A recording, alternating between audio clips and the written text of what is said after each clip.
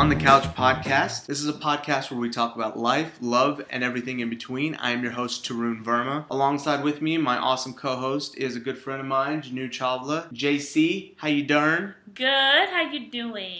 I am doing fine. Now, the point of these podcasts is for us to get into stuff, talk about major stuff that's going on, big articles that we read out there, and also at the same time, we just gotta have fun with it. That's the whole point of this whole thing. So, one thing I want to get into is an experiment that I'm doing right now. So, as you know, I've been writing since I was about 15 on all this stuff, right? Mr. Philosopher, that's just how I am. I am currently knee-deep in this experiment of online dating, right? And so, I think online dating, for one, is just one of those things that, like, you encounter really when you get out of college. When I was in college, I never had trouble meeting girls. I met plenty of girls. It was awesome. I take them to the mall and we buy slushies and Panda Express, and it was fun and games and stuff. But then when you come out and you start working, there's one hard realization you have. You just don't meet that many people, and it sucks. Straight up sucks. I moved to Dallas. I thought it was gonna be a hot city. I'm making six figures. I thought I was gonna make it rain every night. There'd be different honeys around me. The reality is very, very different than that. I work entirely too much. Now, the paper's good. I'm making my paper, boo-boo. Okay? Don't get me wrong. But it is very difficult to meet people on this thing. And meeting people at bars, as we've clearly learned from UT, is not the best way to meet your spouse. No, right? You don't find wifeys at the club. Okay? You find gold diggers. I mean, Kanye West really hit it home for me when he talked about gold diggers. He really, really did, man. I took that to heart, you know? And actually, you're the one that warmed me up to the whole online dating thing. You had been harping on it for years. You're like, you need to do this. You keep meeting hoes and maladjusted girls. I'm not even going to say women. Tricks are for kids. And and you were like, you need to get on these things. But online dating is not what it seems as well. You know well enough that I have met some crazies on these sites. Yeah, you're a crazy magnet, though, gotta say. I don't know how. I think I'm a really stable guy, man. I think I'm wifey. Well, no, that's not right. Husband material, man. I'm straight up. Why don't laugh at that? That's not funny. I am husband material. You know what I'm saying? And yet I keep meeting these really messed up women, man. These maladjusted girls. And so I've been writing about all this, but let's go through it in the podcast as well. The different avenues, the different websites out there. Now, towards the end of my stint in pharmacy school, you made me get on Shaadi, right? And that was a horrifying experience. It was absolutely terrible. I will never forgive you for that one. But I remember I saw this one really fly girl, right? She was hot. And actually, I even had you hook me up with her because I was like, I want to have nothing to do with this website. You know the username and passwords. You put up my profile. You did all that actually, right? This is like years ago, but you did it. And you were like, hey, what do you think about this girl? And I was like, yo, she's hot. I want it. Go get it for me. I want it. And you essentially did set us up on our first meet and greet. And, you know, we really had this really crazy love affair after that, me and this chick, right? But she turned out to be crazy. Full of cray-cray? Yeah, but see, your experience with online dating has been vastly different from mine. Like, I have met really messed up people, but you've actually met decent people on these things. I have. I got a disclaimer, though, before I get into my rosy experience. And this is kind of a dirty secret. I don't know if I've even told you. I've actually been on dating sites since I was like 19, 20. Oh, use a salute.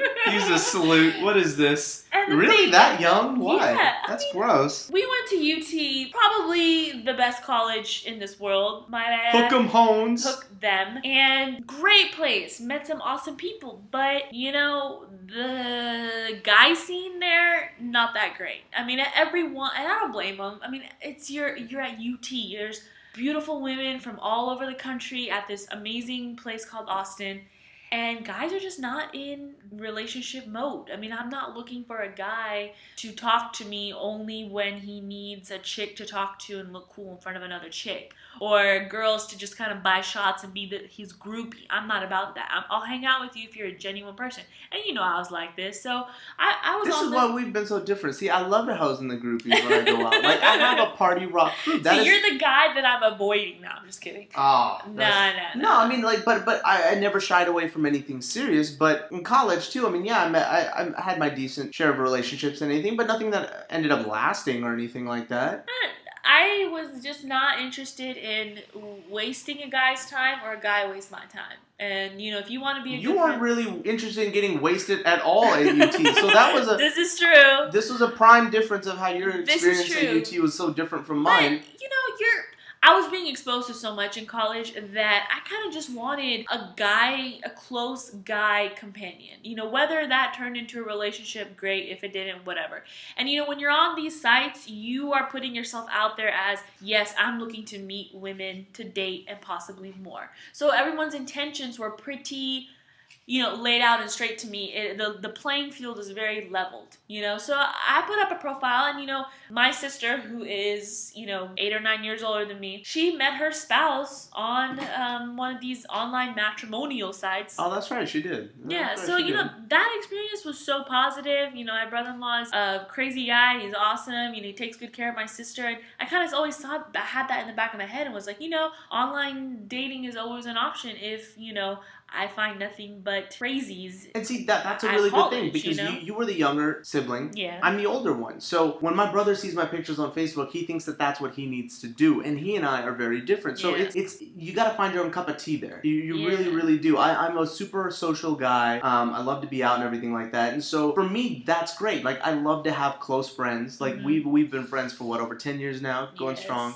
And so, but I also have those friends that I really only hit up when I go out to party too. Yeah. I mean, I'm, you know me, I've always had this theory about just having full-on balance in life. And we're going to talk about that in another podcast, but balance was always a big thing. But you saw your sister, you saw your brother-in-law, and you just thought that's how it was going to go for you. See, I was very different, you know what I mean? I saw DDLJ, right? If you're Indian, so I saw DDLJ, I thought that's what love was supposed to be. I thought love actually was how love was supposed to be. It's just supposed to be this magical thing that happens. The older and older I get, I start to see that love is not as magical as one makes it out to be. It is not magical, man. Disney lied to us and shit. Disney, Bollywood lied to us. Katherine Heigl done lied to us.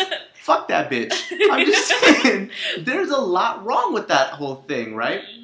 But like, okay, so going back to the online dating thing. So one of the first girls I met that you ended up hooking me up with, she was hot. We got into a relationship on Shadi, and she turned out to just be crazy though. What kind of cray though? Well, like, break it down for us. You can be real. I mean, it's okay. Like, I'm a party guy. I do love to drink. I'm also Punjabi on top of that, so I can hold Punjabi. I can hold my liquor, and it is a very, very bad sign when a girl can hold more liquor than you. It's just a bad indicator. You know how I am about indicators. You have to just have indicators on everything in life just to prevent risk. That's just what happens. But this girl drank more than I did. She got into fights with other women. I felt like I was in high school. She fought other women. Not even for me. I was like, you've never even got into like this fight in your life. 7th grade, this kid named Louie. I had to punch this fool in the face. But that was the last time I got into a fight. And, but like this girl would like fight people, and it wasn't even like for my honor, right? It was just like some shit went down, she had to fight someone, and that's how the night went. And then she called it a night. And meanwhile, I'm like there through the whole thing, just standing through it, going like, girl, I gotta ice your face, and like, it's ridiculous. Like, so okay, so that was my first experience with online dating. After that, I don't think I touched online dating for like another year and a half or something, and I was just like, you know what, I'm just gonna finish up my doctorate or whatever and do this thing. Yeah, it made you keep it in your back pocket. That's why. Yeah, and then I went back to dating people in the real world, right? And again, another few bad experiences, just crazy chicks, right? And I am seriously a poster child. Anytime I meet these girls, you know, I got girlfriends, and I talk to them, I'm like, baby girl, how's your boyfriend? How's this? How's that? How's everything going for you? They are like, guys are immature, are maladjusted. There's something wrong with these guys out today. And I can't help but just say, girl, your kind is crazy. Like, girls are crazy. I'm serious. Like, I have met some insane chicks that I'm like, I wouldn't marry you. I know guys that wouldn't marry you. I know guys that just might want to bang you, and that's it. Like, that's ridiculous, though. Like, it's weird how you come out with that perception, though. You know what I mean? So, maybe it's just been my experiences. Maybe it's just been my thing. Maybe it's just how I've been experienced to it. But that was the first one. And then, let's see here. Next time I was on Match. I got out of pharmacy school, right? I was a working professional. I thought I was going to make it rain and stuff. Was not clearly making it rain. Yes. And, you know, I even bought the nice car. I would drive up to the VIP, and I'm like, hey, park this. I'm going to walk inside. And it's still like nothing, you know, right? You again, I attracted bad attention. So I was like, okay, well, maybe I need to do what you did, because you found someone. Yeah. And it's a serious, great thing. And I was like, this is what I need now. Like, I'm ready for this. I know that I'm ready for this. Let's go get it. Still met crazies. Still met crazies, man. What was your secret to it all? Honestly, it's You got lucky, didn't you? I got lucky. That's what it was. You got lame lucky. excuse. But no, I really didn't. You know, it's like I said, I've been on these sites since I was 19 or 20, somewhere around there. And I've talked to my fair share of crazy. But honestly, I still have a lot of guys that I keep in touch with that I've never met in real life, but we chat on GChat, we talk on the phone, we say what's up, how you doing.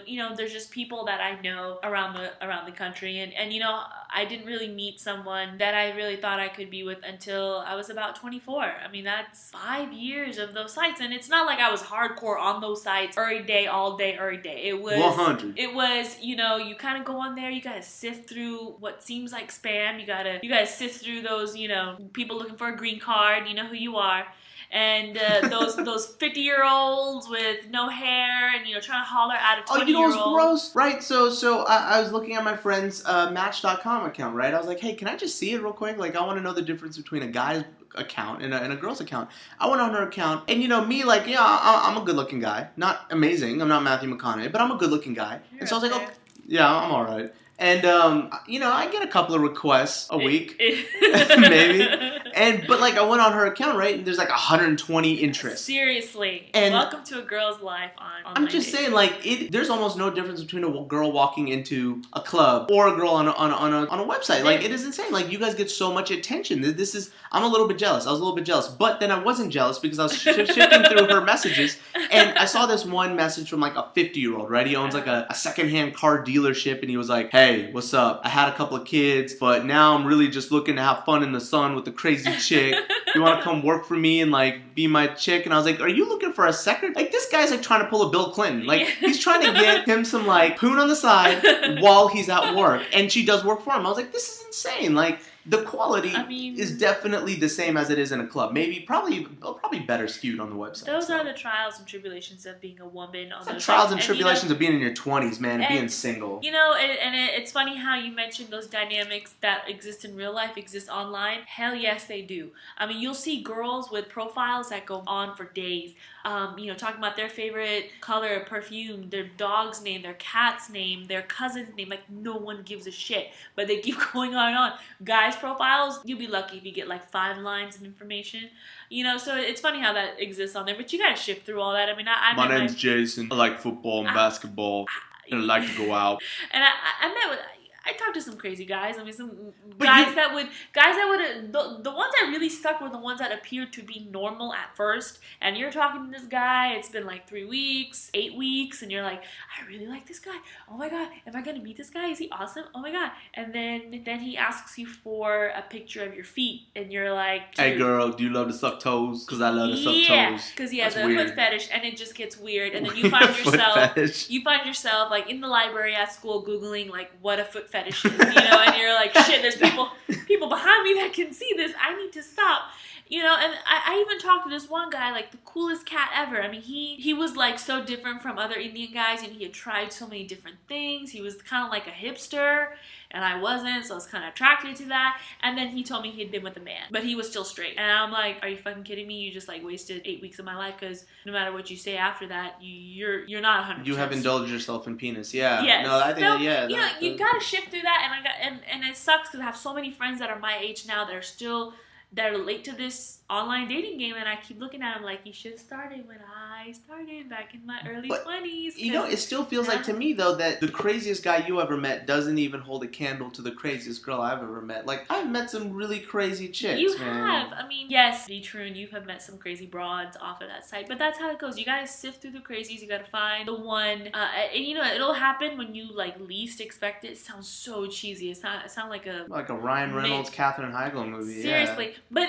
ridiculous. Like, it just, you gotta work at it. I mean, it's almost like you gotta have this strategy. You gotta have 3 computers going, one on Match, one on like some Indian dating site, one on like Zoosk, I don't know, and you just gotta like hit these sites like ever so often, so that the fresh meat that gets on these sites, you like grab them before the other sharks do, And you got this down to like a science, don't you? It is like a science. And people are like, man, these websites suck, man. You're not hitting them on the most opportune times. You gotta You gotta check on them. Write a book. Yeah, How to navigate online dating. I should. By JC. Online dating for dummies. But you know, my story kind of goes like this. I reached out to a guy who had more than 5 sentences, but less than a paragraph of information in his profile. His picture was like as big as a thumbnail, which really sucks. Like, come on, you see a bigger picture of you. You look like a lollipop, just like a head on a stick. Yeah, like a floating head. I'm like, who is this? Does he have a body? Like, I can't even tell what he looks like.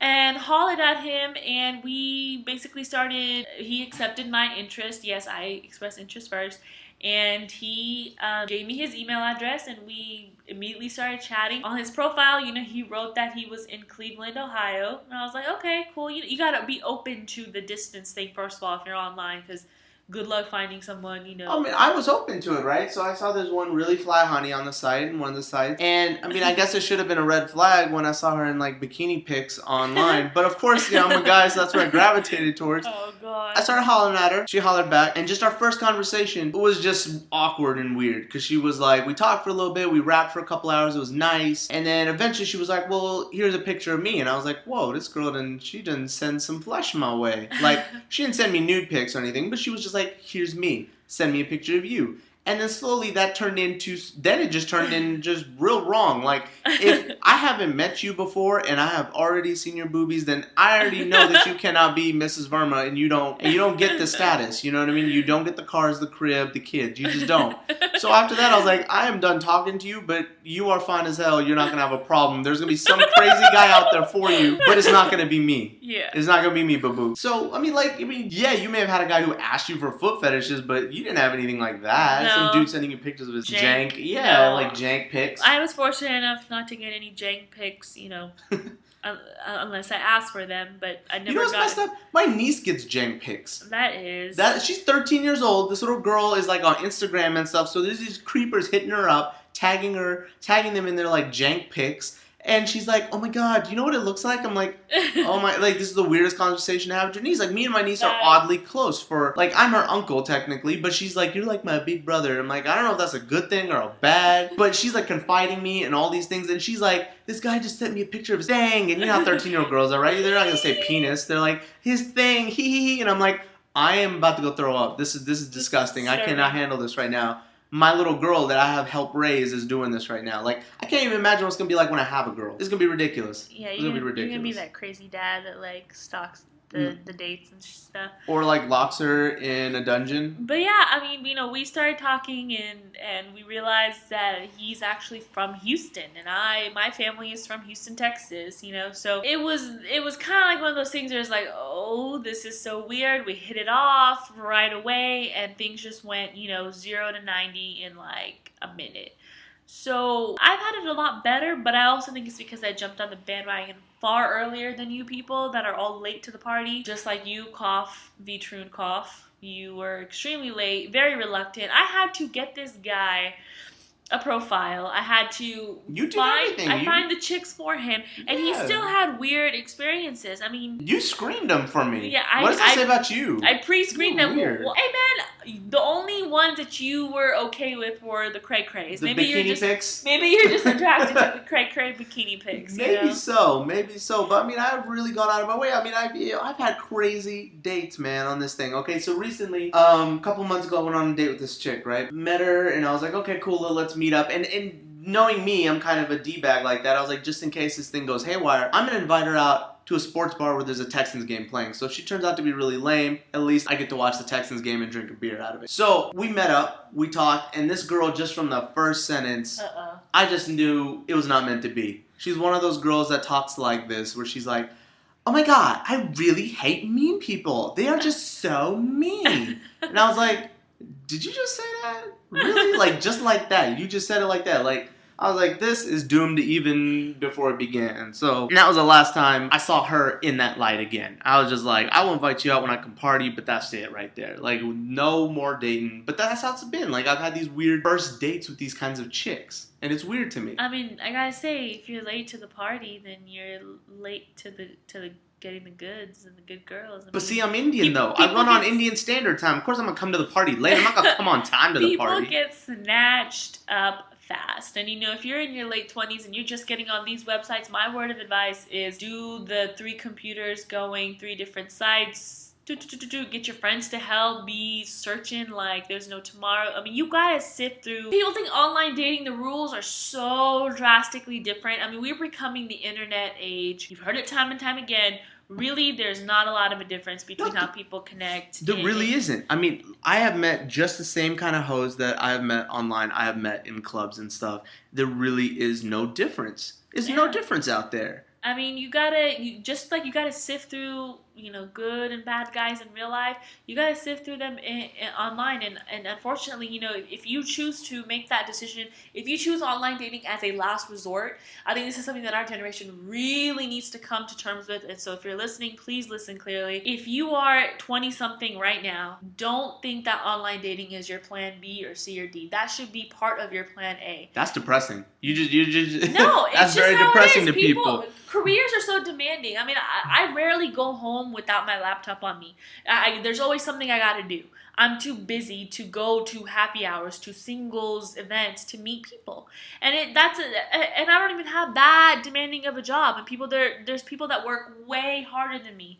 And those people are the ones that keep complaining about meeting cray-crays like you. And if you're going to be, waiting till you're 26, 27, 28, you get online, you're going to meet people who have also waited till they're 26, 27, 28. So the pickings are slim. I mean, it's just like in real life. You wait till late, all the good ones get snatched up. I'm sorry, it's a game. But here's a funny thing, right? So I've always told all my guy friends, all my cousins, everything, don't rely on bars, right? Bars are the most unreliable scene ever, right? You can find flings, you can find one night stands there, but you really don't find wifeys. Occasionally people have, whatever. But one of my cousins, he told me recently, he's like, man, I took your word of advice. I am now going to Zumba classes. I am going to yoga classes to meet women. I'm hitting on my trainer. And I was like, well, I mean, I guess that's better than going to a bar, but that still seems like not the greatest approach either. You know what I mean? That is. I mean, how you gonna hit on your 45-year-old Zumba teacher? Part of the... She got 2 kids. Part of the...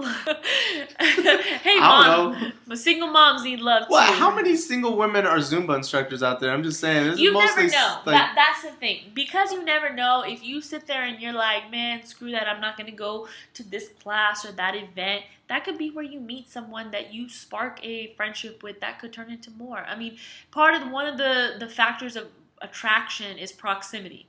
And if you are, think about how many of your friends, I know all you girls out there that are sick of signing on Facebook because someone or another is getting engaged or married and you're sitting there like, oh, I'm still single with my bottle of, vodka in bed, just working my life away. Make everyone sound like Chelsea Handler. That's not how it works. Seriously, no. But if you're that girl, and there's millions of girls out there like this, then think to yourself, like, what am I doing wrong? Like, these girls, where all my friends that are getting married, where have they met their significant other? 9 times out of 10, I can tell you right now that this month of May must have been like, let's everyone get engaged and post your shit on Facebook month, because so many bitches got engaged, and 9 times out of 10, they've all met their spouse. Where?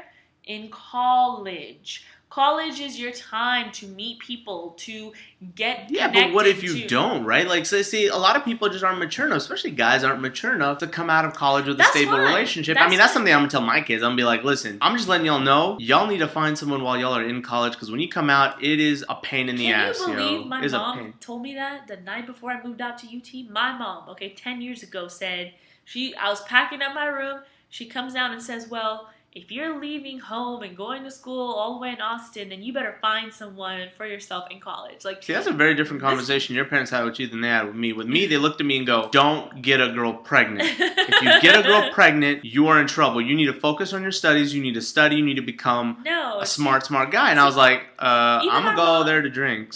Even our moms know, like, proximity breeds attraction. You're going to get to know those people who you are around constantly, whether that's through high school, whether that's through college, whether that's through your sorority, fraternity, your extracurricular activity, your student organization, anything that you're getting involved in. I mean, most likely the people that are around you in those activities have similar interests. So that sparks friendship. Now, if you sailed through college being a super nerd and you didn't look left or right at the hot guys or the hot bitches, or if you were just a party guy who didn't take life seriously, and here you are in the real world, and you're like, shit, I work all day. I do nothing but work all day. How do I meet a girl? But that's what work friends are for. Like, most people that go out now have, like, work friends. How many people, if we did a survey, I think it'd be an overwhelming amount of people who met their spouse at college or at work or at some shared group activity. Like, it sounds really cheesy, but these little... But that's like 90% of your exposure to people, though. Like, you know what I mean? Like, exactly. You don't go... No one meets their person by going to Zumba class. Like, that's just not how people meet people. I mean, if Zumba class is what you do 90% of the time... Well, then, yeah, you're going to meet someone in Zumba. You're going to find a Zumba dancer. You got to take up some sort of interest where you know, if you're down with tasting the rainbow and you're down with any kind of race, ethnicity, whatever, fine, go out there and that opens up your options even more. But if you know, you want someone of a similar ethnic background, religious background, beliefs, think about where people like you hang out. So spend the majority of their time. Is this your plug for ChristianHarmony.com or whatever, ChristianMingle.com? I mean, that's why I joined Shadi.com or IndianDating.com. I never once even touched Match.com, actually.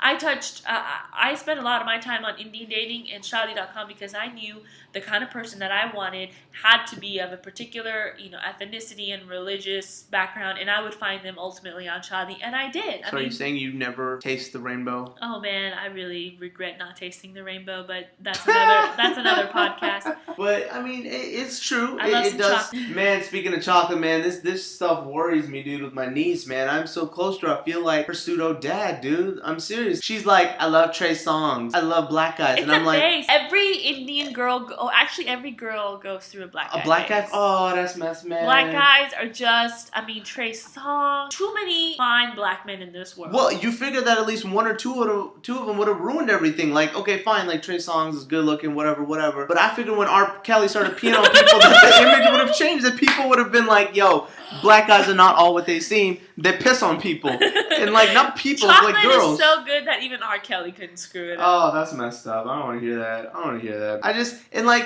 I'm standing by, I'm hearing her stories about guys and everything like that, and she's telling me about her crushes with these black dudes, and I'm like, dude, no, baby girl, don't do that. You 13, you like my own blood. I don't even want to hear this, but better me than anybody else. It just worries me, man. It really worries me. Before you worry about your niece, who, by the way, you should be telling her to start preparing for her Shadi.com profile in like another 7 years. I'm gonna tell her that. But I think that you have an interesting kind of story because that crazy girl you met, how many of the crazy girls you've met are already with other crazy men or engaged or married? I think most of them have gotten married now. That's crazy. That's the weird thing, man. And the funny thing is, I never once look back and go, dang, I wish I would have snagged that crazy girl up and married her, man. I wish I would have put a ring on it.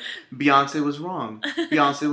You don't just go around putting rings on it. That's how or either if you do that, you need prenups. You need to put some prenups on some women. Holla, we want prenup. Kanye, man, it all comes back down to Kanye. Kanye knew what he was talking about, man. Kanye is a victim. And then he ended up with Kim Kardashian, so we all know that he's wrong too. So, but yeah, so this is a podcast where we talk about these kinds of things and more. We keep it light, we keep it serious. We're gonna talk about everything having to do with life, love, and relationships and everything in between. This is Tarun Verma signing off, saying, hey, we will see you next time on the couch. See ya.